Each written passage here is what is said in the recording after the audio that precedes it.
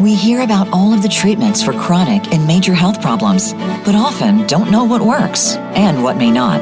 There are advantages in conventional medicine, as well as inroads that are being made in alternative medicine, natural healing, and biological dentistry. Welcome to Functional Medicine with Dr. Robbins. We'll sort everything out and bring it to you in easy-to-understand terms. Now, here is Dr. Robbins. Hello, everyone, and welcome to Functional Medicine with me, Dr. Howard Robbins. This show is dedicated to coming up with natural, healthy answers to medical problems and diseases and conditions that you may have been suffering from, or someone you know and love may have been suffering from for many years. The bad news is that somebody in your life that you know and love, a family member or friend, or worse, even yourself, if that's worse, is going to have one or more of the many problems that we discuss on this show over the years. The good news is all these shows are archived here on Voice America, so you can go back and listen to these shows when they come up. You just have to know the show is done, because we have guests on, when we have guests on, that are just amazing, as we do today. Before we get into the show today, which is going to be part 2 on hormones, we called the show Everything You Need to Know About Your Hormones, and this is part 2.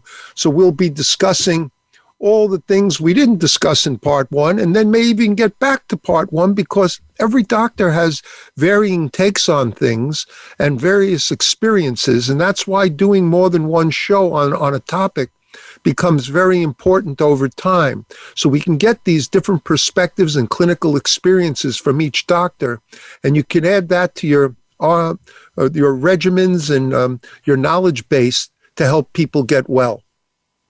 So in any case, let me first thank PromoLife. PromoLife makes the finest ozone machines here in the United States that can be made. They're extremely supportive to everybody in terms of how to use their different products, and they have videos online. They have a complete range of devices and products that work with home ozone machines for all of you that want to do some home care, some self-care. And we did a show just last week on all the different home care methods and all the different valuable things you can use. Now, if you go to promolife.com, you can look at all these different products and things. But then if you call them at 888-742-3404, that's 888-742-3404, and tell them that you heard about their stuff here on the Dr. Robbins Show, they're going to do something special for you. They're going to give you either some percentage off what you order, or a special product that's costly that you need to have.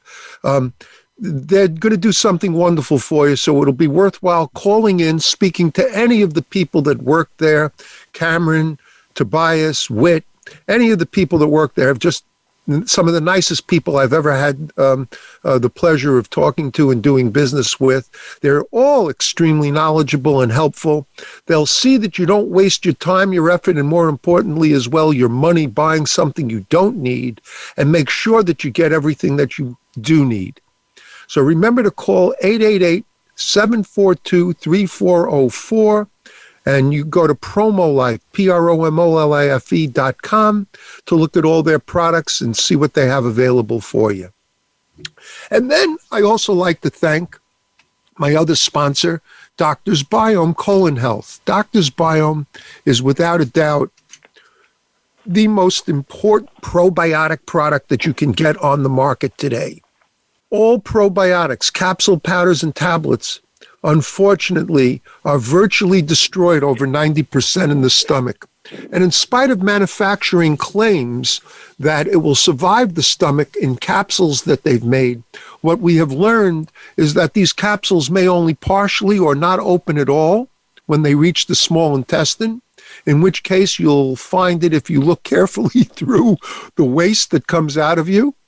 though I don't recommend people do that, but it's been noticed in there that the capsules are present, laying on the surface sometimes, or even partially opened. In addition, if anything does survive the stomach, it may not have the time to come out of suspended animation in the capsule, powder, and tablet form that it was in and grow into healthy adults, even if they are the right kind of bacteria that can populate the wall of the colon, what we call smart bacteria. Actually is such a thing. Doctor's Biome has 15 patented strains of biome of bacteria, probiotics, that survive the stomach over 90%. And most importantly, they're living in a 100% organic mint, kale, lettuce, cucumber, celery, apple, lemon juice. It's a delicious product, so even children love it. And that's very important. When you want to take something, it should taste good. You take a 2-ounce shot every day. And because these strains were created to survive the stomach and get into the gut, and because they're all what we call smart bacteria, they can populate the wall of the gut. They can help with all sorts of digestive diseases and disorders, from C. diff to colitis, ulcerative colitis, duodenitis, ileitis, irritable bowel, leaky gut. If you suffer from constipation or diarrhea, you want to be using this product. That's the key, because this product can really help change your life, literally change your life. In addition, it can help boost your immune system, help you lose weight, help if you have issues with mood problems such as depression or anxiety, autism, all sorts of things that the gut biome are linked to. By making a healthy gut again, many of these problems will either diminish and maybe even disappear. Okay, so go to doctorsbiome.com, doctorsbiome.com, punch in the code radio20 when you're ready to pay in the discount code or whatever section they have there, and you'll get 20% off your entire first order. All right? So now, having said that, let's get to our show. And today we are honored and privileged to have Dr. Julia Ward. She is an MD practicing in Texas. She has been involved. Well, she's a pretty amazing lady. When you take a look at her, first of all, you would never believe that she has 5 children. And she's not only extremely brilliant, but she happens to combine beauty and brilliance together. She's very attractive. She keeps herself in amazing condition. She's a competitive bodybuilder, I believe. And she's been dealing with, in her functional medicine practice for, God knows, dozens of years now, with hormone imbalances and chronic fatigue. She is amazingly knowledgeable in this area. So without further ado, because just to tell you more about her is not important because there's so much more to tell, you'll get a feel for what I've learned in terms of respecting her brilliance. So welcome, Dr. Ward. Thank you so much. It's a pleasure to be here. Okay, so let's get into things as quickly as we can, because one of the things I've learned is we never have enough time. So let's start with let's get into the bioidentical hormone replacement therapy with progesterone and all that stuff at the end if we have some time. But let's go to things like, first of all, for example, the thyroid. Many people suffer from thyroid. Let's talk about that first and what we can do about it. Yeah, it seems to be almost epidemic the way so many women are having a condition called hypothyroidism. And a lot of times it's an autoimmune issue. Sometimes it's not. It's just the thyroid just gradually stops producing enough thyroid hormone. And the thyroid hormone is really, that sort of is the master conductor of all the hormonal symphony that we have. And so if your thyroid's not working right, you're not going to feel right. So it really helps with metabolism. So when your thyroid is low, typically you will have symptoms like fatigue and weight gain, brittle hair, brittle nails, heat and cold intolerance, dry skin. A lot of times the outer third of your eyebrows will kind of fall off. And sometimes we can even see it in women who've had hypothyroidism untreated for a long time, and like the corners of their mouth will start to droop down.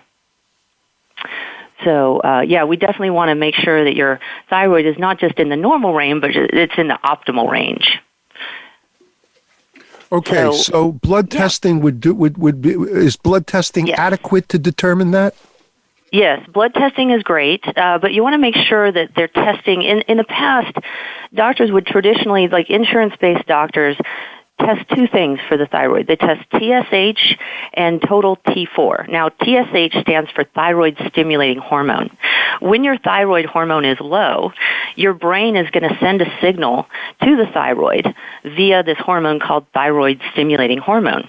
So when your TSH is high, that means that your thyroid hormone is actually low. So it's sort of an indirect measurement. And they used to do that, I think, because it was just easier. Maybe they didn't have the ability to test free T3 and free T4. Now, we actually have four forms of thyroid, T1, 2, 3, and 4. T4 is the most abundant, but it has to be converted to T3 to be active. So you can have all the T4 you want, but if you don't convert well to T3, then you're going to feel like you have hypothyroidism. And so that's why it's important to also test the free T3, that's free meaning unbound by proteins in the blood, and free T4, and make sure that you have optimal levels of those. Okay. Certain things can affect TSH as well, like if you supplement with iodine, that's going to falsely elevate your TSH.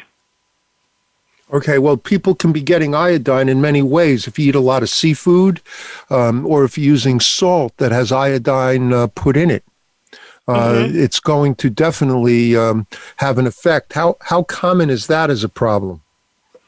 You know, if they're supplementing with iodine in like milligrams, so like a 12.5 milligram iodine tablet, you can definitely see an elevation in TSH. If it's just through seafood or iodized salt, you're not going to see any difference, because in seafood and iodized salt, we're talking micrograms, not milligrams of iodine.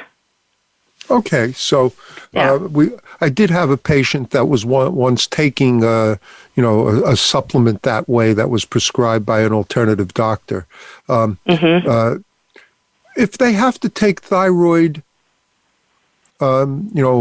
supplements, what do you usually give? How is it administered? How often should they be watched for this and retested? What should they look for if they're taking too much? Let's go into all those details. Sure. We always test everybody who starts with us as a new patient with a thyroid panel just to make sure that they're optimal. And if they're less than optimal, we can, try to see if just some natural supplements, some thyroid support supplements like the iodine or selenium, zinc, if that will kind of perk up their thyroid function. But if not, if they are so low that they need a supplement, I usually go for one of the thyroid medications that is what we call a glandular. It comes from the gland of a pig. And so the advantage of the glandular is that it has T1, 2, 3, and 4, but it has a certain ratio of T3 and T4, so you don't have to depend on your body to convert that T4 to T3. It's already there for you. And so for a lot of people, that's important because things like stress, increased cortisol, will block that conversion of T4 to T3. So it's another reason why people with a high stress can feel fatigued, is because they're just not getting enough thyroid hormone. Now, I have patients that are, and I'm sure listeners, that are 100% vegan. For one reason or another, whether they maybe they don't want to kill animals or anything else. What do we do for the vegans that won't take anything from any animal product? Yeah, then I would recommend doing a compounded T3 and T4 from the compounding pharmacy. And the advantage of the compounding pharmacy is we can put that T3 and T4 at any amount we need, so it's very customized to the patient. So that's very important. Yeah. What about Armour-Thyroid and these other, the Synthroid that people take? What's the positive and, more importantly, the negative effects of using those kinds of treatment? Well, I like Armour-Thyroid. It's a glandular, so it has all four forms of thyroid in it. It used to be a lot more or less expensive, but like a lot of generic drugs, the companies have kind of raised prices. This Synthroid or levothyroxine, that is a synthetic T4. And I think when that first came out, a bunch of doctors, especially traditionally trained doctors in the insurance model, switched everybody from a glandular to the synthetic T4. I'm not sure why exactly, because then again, you're depending on your body to convert that T4 to T3. And if you have a micronutrient deficiency or if you have a high stress load, that's just not going to happen as much as it should. Mm-hmm. Well, yeah. It's very important that people realize that the thyroid gland really controls so much in your body, and it's very important to have this checked out and monitored very carefully, and then treated in a careful way. That's something I've seen in practice. But when I have patients that sometimes have thyroid deficiency, and I've seen hyper on occasion more than I ever thought I would, and certainly hypo. One of the things that we've seen, because we've gotten normal thyroid function back again, and they have to watch for that, that's what I'm going to ask you a question in a minute, is because they may have small fibroids, little cysts like on the thyroid that may even be missed with an MRI if they were even given an MRI. And intravenous ozone therapy tends to destroy those little fibroids very rapidly, and you get normal function again. So if a person has been on supplement, what should they look for to know that maybe they need less of it, or if they need to get off of it completely? So if they're starting to have things like heart palpitations, like a racing heart, or if they're noticing some hair loss, those are both signs of too much thyroid medication. Okay, we're going to go to our commercial break right now, and we'll come back. I'll take any last thoughts you have on this, because we got more glands to go. Okay. Everybody stay with us. We'll be right back.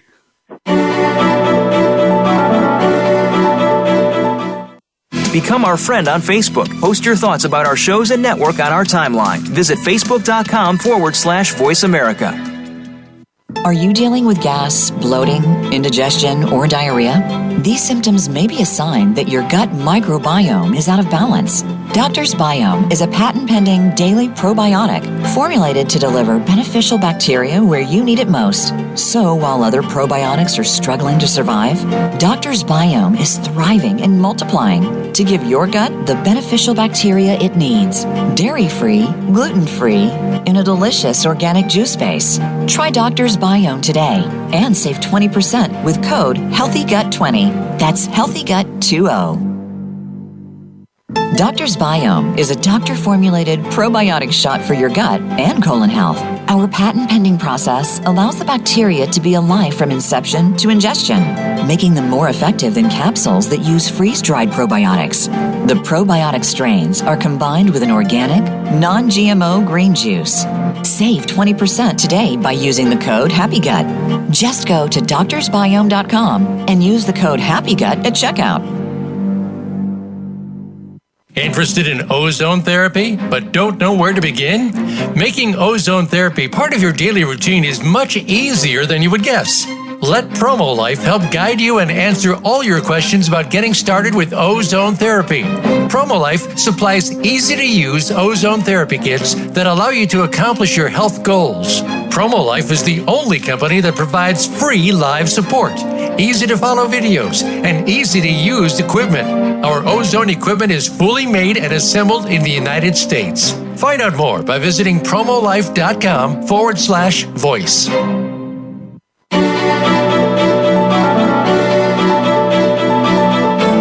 You are tuned in to Functional Medicine with Dr. Robbins. If you have a question or a comment about the show, please call in to 1-866-472-5792. That's 1-866-472-5792. You may also send an email to ozonedoctor@yahoo.com.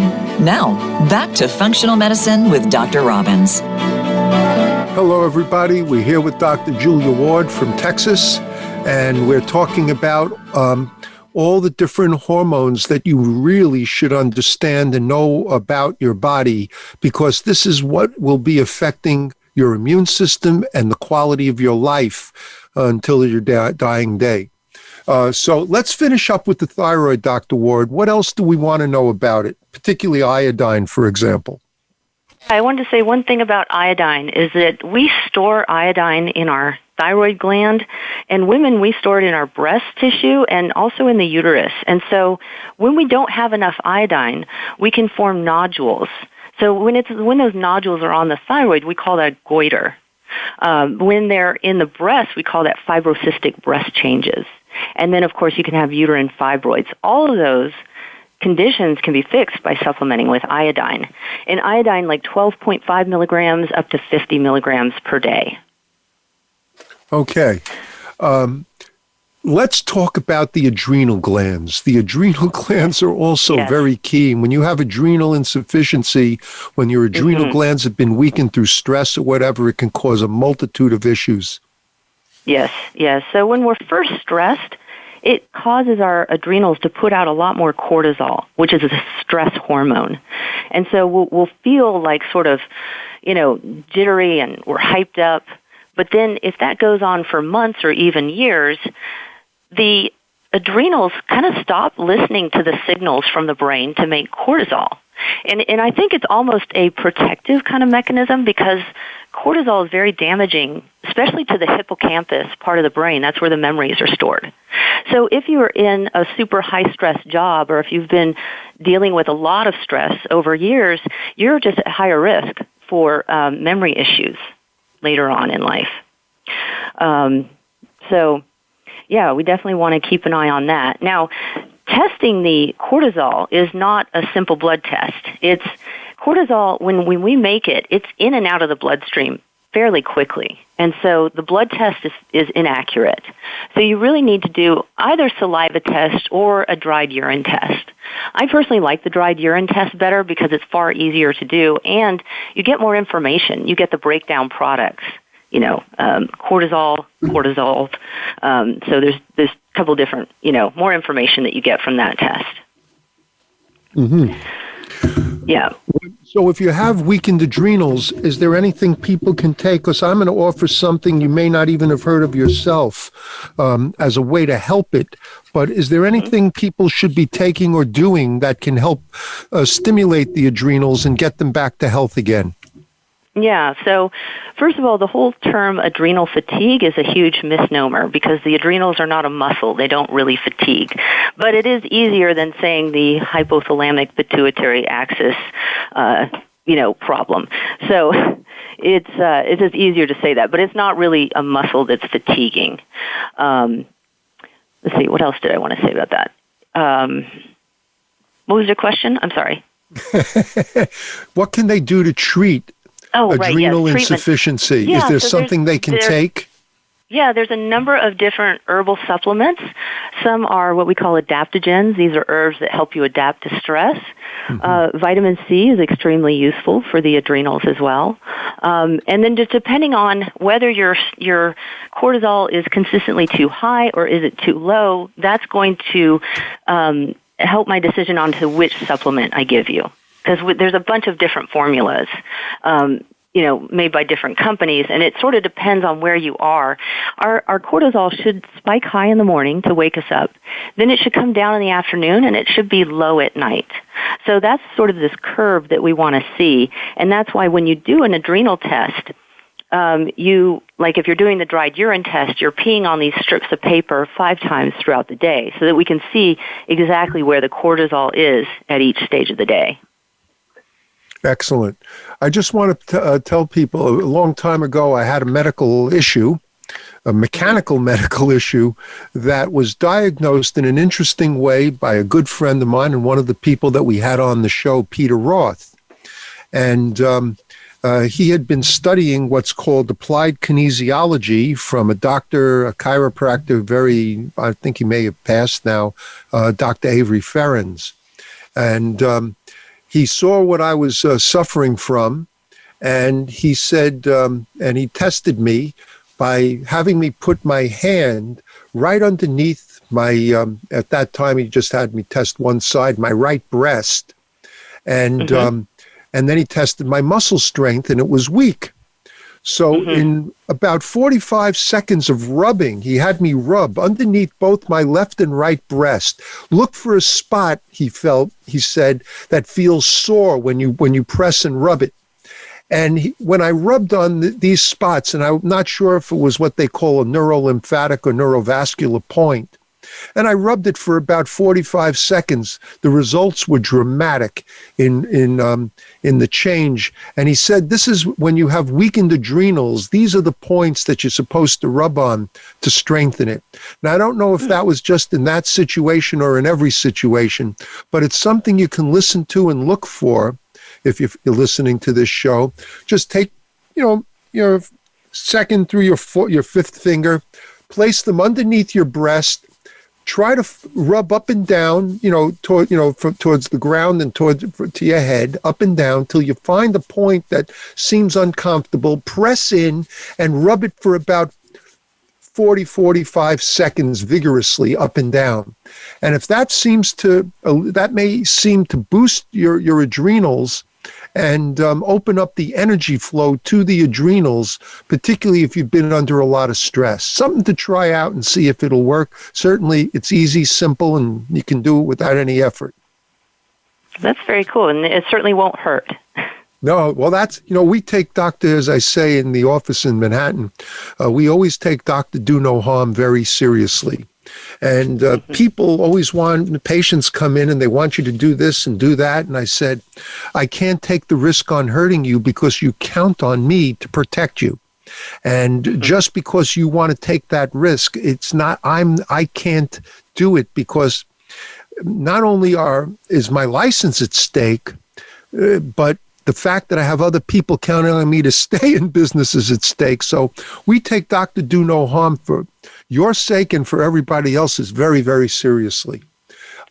Let's talk about something that no one talks about. I mean, I've been doing alternative radio now since 1977, and it's barely ever mentioned, and yet it has very, very important effects on our body. And that is and then we're going to get into the pancreas because I don't want to run out of time for that. That's very important, is the pineal gland. Where is it?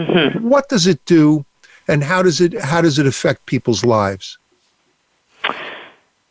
Well, the pineal gland it's in your brain, but it's like way up in there. It's housed in a little bony sort of cave in your skull.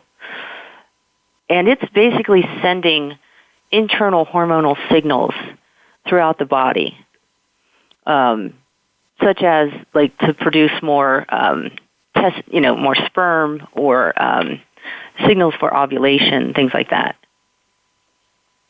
Now, if it's not working right, how do we stimulate it to get it to start working correctly?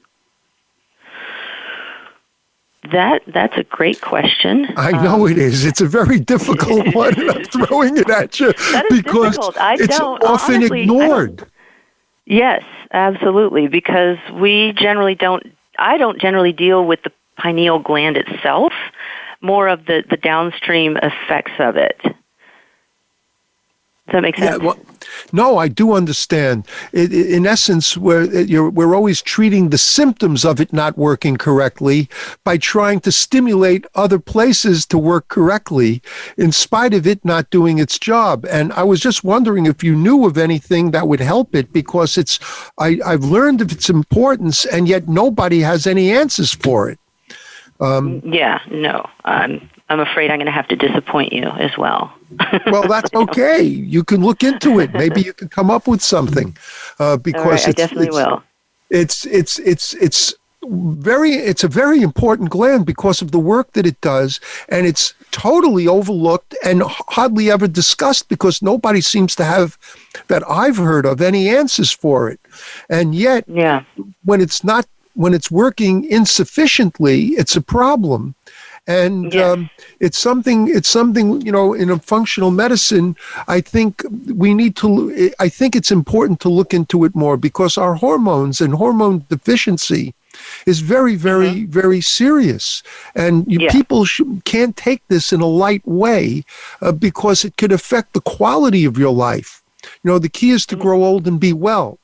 And if you can't grow old and be well, it's not so much fun growing old. And with that in mind, go on. I do know that there are certain things that will help activate your pineal gland, but these are things that we tell people anyways in our wellness programs, like doing things like meditation, doing detox, taking good quality supplements. So, and I've heard sleep deprivation can affect it adversely. The quality of your sleep may have an effect on it. There's all these little tidbits that have been suggested, and yet nobody ever suggests taking a supplement of any kind from anything that would help. And I wonder how much of an effect, because even just diagnosing that it's not working correctly is not an easy thing to do. Yeah, absolutely. Well, let's go to the pancreas, because this is a lot easier. Yes, thank you. There's definitely a little bit we know more about the pancreas than the pineal gland. So let's talk about the pancreas, because this is a major, major issue for so many people. Diabetics, pre-diabetics, everything, hypoglycemia and everything else. So let's talk about the pancreas, if you would. Absolutely. So this is where our insulin is produced. And if you're a type 1 diabetic, you have an autoimmune disorder that attacks the cells that are producing the insulin. So you have to add insulin to your body through IV or injections. If you're a type 2 diabetic, you have too much sugar, and eventually your cells become resistant to the insulin that's there. It's like you have too much insulin, and your body starts ignoring it. So kind of the same issue, but two different problems. Well, what would cause a person? Is it only genetic that a person becomes a type 1 diabetic, or is there something that we're doing? Is it vaccinations? Is it lack of proper diet as a child? What causes people, do we know what causes people to become type 1 diabetics to start with? Yeah, it can happen. It doesn't always have to be that you're born with it, although there is, that genetic predisposition for some people, but I know of a couple of patients who developed type 1 diabetes later in life, like in their 20s or 30s. And this, I think, really comes from, like all autoimmune disorders, it comes from a leaky gut. That's what it starts with. And when you have a leaky gut, then all sorts of things are able to get into the bloodstream that shouldn't be there. The immune system goes on high alert. It starts attacking those foreign particles, but over months or years, the immune system gets confused and it starts attacking our own cells. And so whether that's the thyroid creating hypothyroidism, or if it attacks the pancreas, and that's going to create type 1 diabetes. Yep. Well, that's something I didn't want to go back to that, unfortunately, but maybe we should, mention. There are many studies right now that are coming out showing how the gut microbiome can affect virtually every organ and every system in our body. I mean, literally dozens and dozens of studies are being published every year showing the interaction there, and that's why having a healthy gut microbiome becomes so important. Now, if a person, so many of my patients come in and they when I do their history, they go, "Well, I'm told I've been pre-diabetic." What does that mean? That means that their sugar is consistently too high, which means that they're probably eating a lot of either refined carbohydrates or sugar, and it doesn't have to be like the white table, sugar. It can be like a lot of breads, a lot of pasta, or alcohol. Alcohol turns to sugar immediately once we swallow it. So their diet needs to be tuned up, as I say. Now, if they change their diet, is that a way to get rid of the pre-diabetic situation? Is that consistently successful? Yes, if they can change their diet, absolutely. Now, there's some natural supplements we can recommend to kind of help promote that further, but essentially they really need to clean up the diet. What is my wife had this problem, and she was put on an intermittent fasting program, and it seemed to have a beneficial effect for her. I went on it and didn't notice anything, but I didn't have anything to notice. Does intermittent fasting really work? If it does, what is it? Can we talk about that for a minute or two if you feel it's important? Yeah, there's different forms of intermittent fasting as far as like how many hours during the day do you want to eat. Like some people will eat from 8 in the morning until, say, 4 in the afternoon, or some people do it 12 noon to 6 p.m. You just there's different ways that you can structure that. Now, you want to be careful. Sometimes I have patients that come in and they say, I only eat once a day, and yet they're morbidly obese. And I'm like, okay, well, it's no longer really intermittent fasting. Now it's more like your body's in starvation mode, and it's hanging on to every calorie that you put into it. So you have to be careful not to be on that extreme side. Okay, we have more to talk about with this. What we're going to do is go to our commercial break. Let's come back and finish with the pancreas, if we can, because there's a lot more to talk about, and all the diabetics and pre-diabetics out there need to know this information. So stay with us. We'll be right back.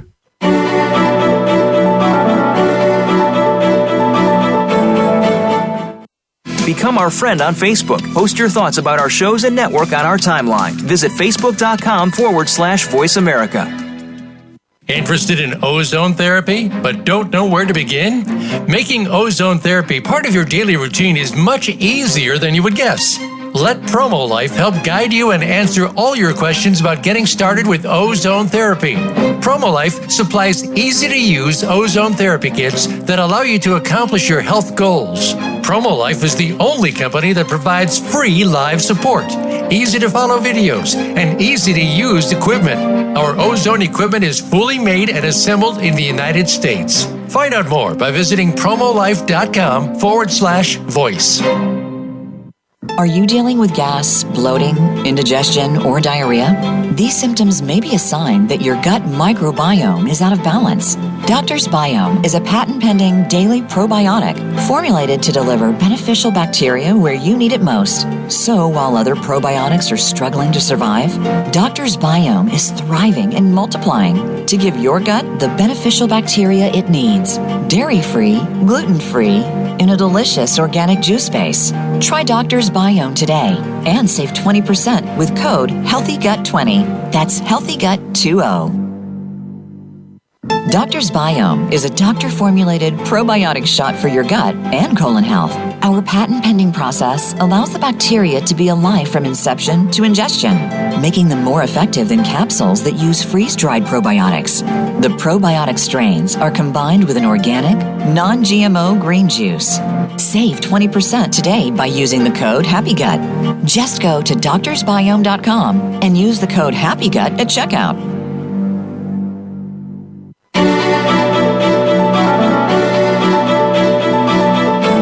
You are tuned in to Functional Medicine with Dr. Robbins. If you have a question or a comment about the show, please call in to 1-866-472-5792. That's 1-866-472-5792. You may also send an email to ozonedoctor@yahoo.com.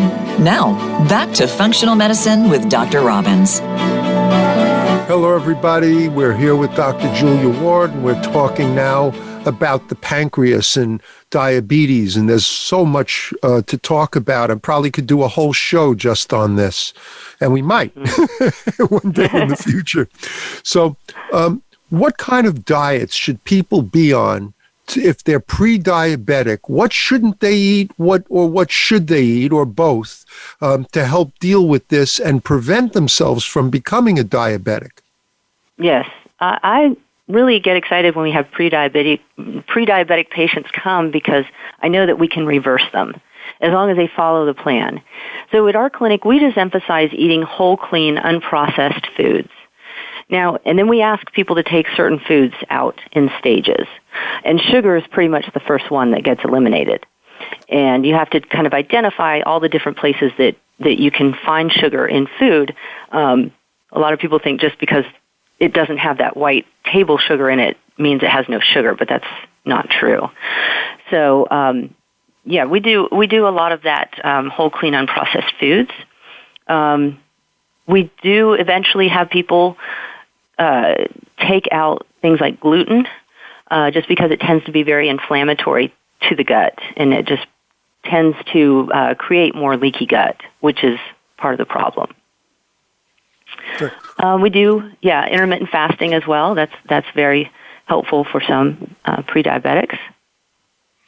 We go back to sugar for a second, if you don't mind. I want to ask you a couple of things.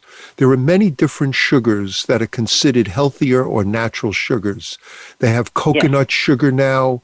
There's maple syrup. There's sugar made from the agave. There's so many different forms of sugar. Are they all the same? Did the body react to all of them the same? And then there are the alcohol sugars that they often use. Are they the same? Are they safer? Should they or should? Because I can't use certain alcohol sugars at all, like sorbitol and things like that, erythritol. Right. So the only two that we really kind of approve in our clinic is stevia and monk fruit, because those are both from a natural source. They're not, chemically engineered like, say, sucralose or, some of these other not so great ones. Now, the other sugars that are coming from like the coconut or the agave, they still are going to have the effect of actual sugar. Okay. What about xylitol? Xylitol, as far as I know, that is not absorbed, but it can cause like gas and bloating in some people.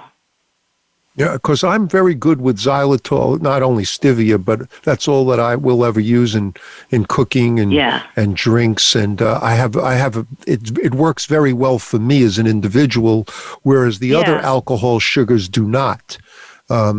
And the sorbitol and stuff like that, whenever I very carefully read when it says sugar-free, what they mean by sugar-free. And it doesn't mean there isn't a sweetener in it, and the sweeteners could be risky or dangerous. Xylitol still has some calories. It's much less than regular sugar, so maybe 40% less calories. But like I said, for some people it does cause gas and bloating, so you just have to kind of see if that's going to work for you. Okay, very good. Now, if people have to be managed on insulin, and this is something that I've seen, unfortunately, when a patient comes in, they have a diabetic gangrenous wound or diabetic ulcers, diabetic peripheral neuropathy. The first thing I say is, if you won't get your sugar in ideal or perfect control, there's nothing that we're going to do that's going to help this. And and one of the things I found is that they don't test themselves frequently enough. Let's talk about some of the different testing methods and what you prefer to use and why, and how often should they be testing and watching what they do.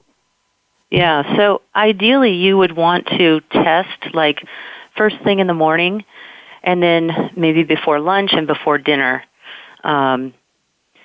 because you want to keep your blood sugar around like less than 120 or less, ideally. There's some newer methods now of testing. You can have these devices that kind of stick on your arm, and then it's like a continuous blood glucose monitor. So those are kind of nice because you don't have to be sticking your finger every so often. That's wonderful. I know my wife used it, and it attaches to an app in your cell phone, and you can monitor your sugar levels pretty closely to accurate, from what I gather. Mm-hmm. It's not 100% accurate, but it's pretty close to accurate. Mm-hmm. These Freestyle Libres and some of these other companies that came out with these discs, they have to be applied correctly and everything, but they can be pretty cool. Now, if a person is using these things, see, I find that if they're ill, I want them to be checking 5 or 6 times a day when they wake up in the morning, after breakfast, mid-morning, after lunch, mid-afternoon. They may test fine before they eat, but what if they're not, when they eat food, if they shoot up high? Is this normal? How long should it stay high if it is okay? And then how fast should it really get back down to a normal level? Those are great questions. You definitely want to check what we call a postprandial or after eating blood sugar and make sure that it does come down, because our blood sugar is going to spike up when we eat food, but it shouldn't be crazy high, and if it is, you might need a little bit more insulin or whatever medication that you're taking to kind of help level that out, because the most damage to the organs, like the end organs, like our eyes, our vessels, kidneys, is going to be done from these big swings in blood sugar, the real high and then the low and then the high and the low. There are various pharmaceuticals that they've come out with. One that they seem to advertise regularly on shows that I'm watching, that you only need to take once a week, and yet, if you listen to the adverse effects, you wonder why anybody would ever take this. I'd rather have diabetes than take these pills and the risks that they give you. But are any of these things safe? Should they or could they be used? Do you find ways of getting around it? Is it just diet and nutrition that does the job? Well, sometimes those once-a-week injections can help for people who are having a hard time controlling the blood sugar.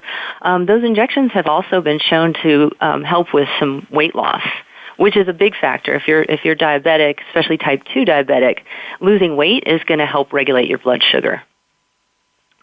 So there are some advantages to that.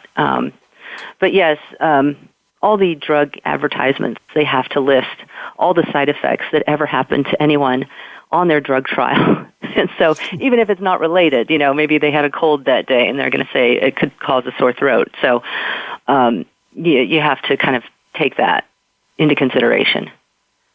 One of my close friends has to use an insulin pump, actually, to keep his insulin levels correct. In fact, once it failed, and he didn't know that it failed, and his sugar was spiking very high and went out for a run. Unfortunately, he forgot to put shoes and socks on.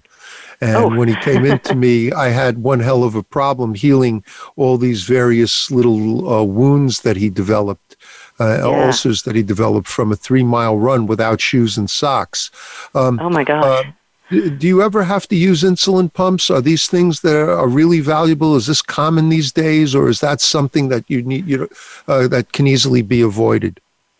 I don't have any experience with insulin pumps. I'm not an endocrinologist, so I don't see, I have a lot of diabetics in my practice, but they're not the hardcore, what we call brittle diabetics that are hard to control. These are people that mostly, diet and exercise and some natural supplements are going to really benefit. So I really can't speak to anything about insulin pumps.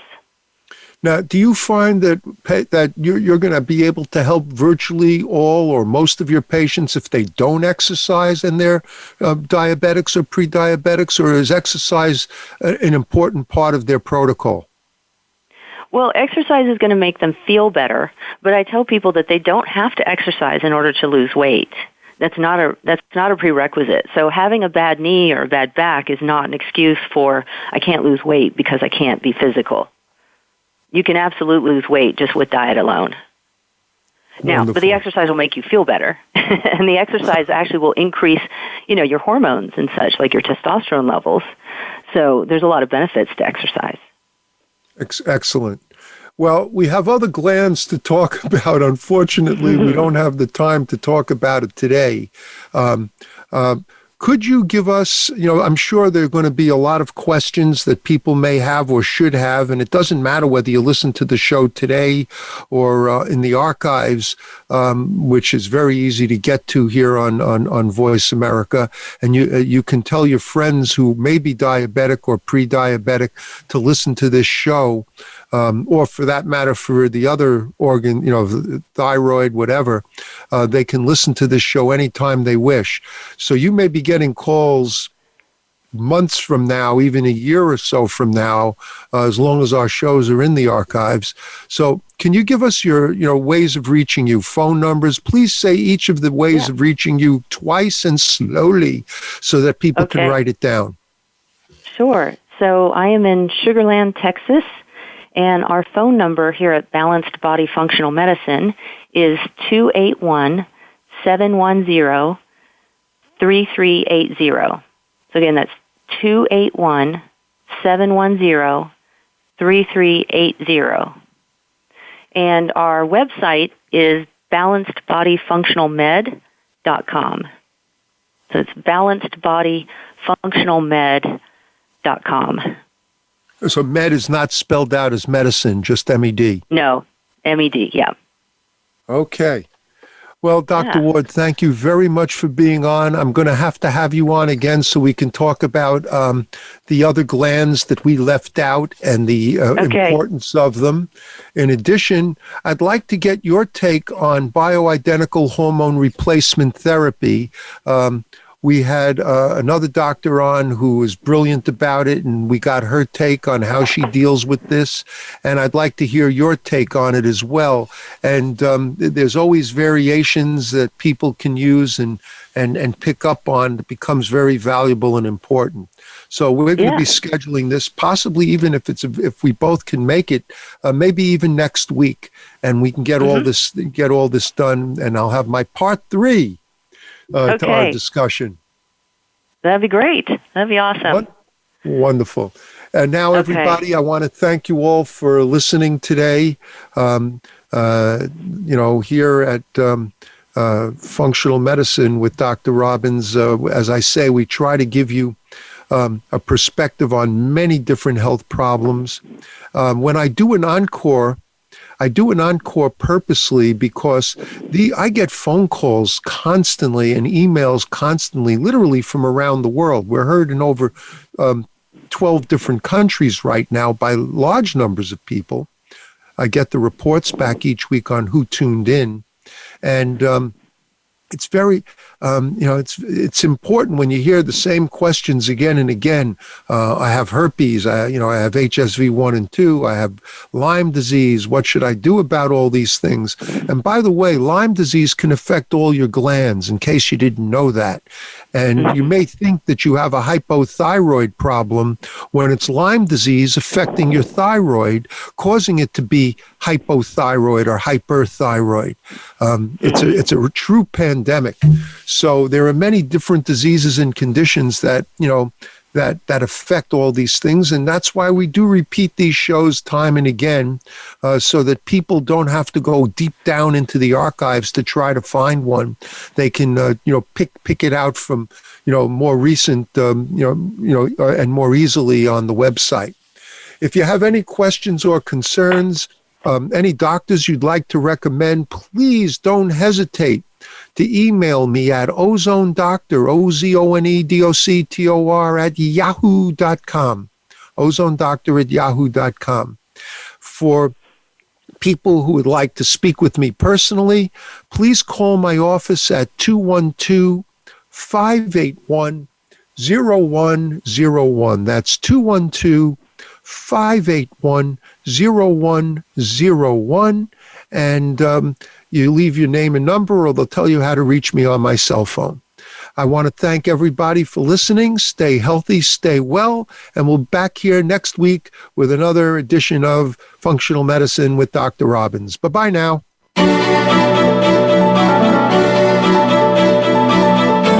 Thank thank you for listening to Functional Medicine with Dr. Robbins. Be sure to join us again next Thursday at 9 a.m. Pacific Time and 12 noon Eastern Time on the Voice America Health and Wellness Channel. We'll be glad to talk again next week.